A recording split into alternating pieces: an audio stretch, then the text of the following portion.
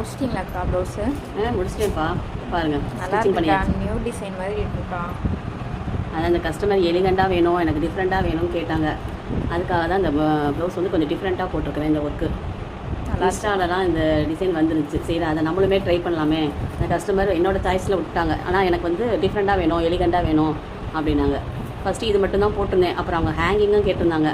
அதனால் ஹேங்கிங்கும் போட்டு ஃபினிஷ் பண்ணியாச்சு. இது ஃப்ரண்ட்டு, இது பேக்கு, பேக் டிசைனு, இது ஸ்லீவ் டிசைனு. நல்லா இருக்கா? நல்லா இருக்குக்கா. இதுக்கு எவ்வளோ சார்ஜ் சொன்னான்னு சொல்லுங்கள்.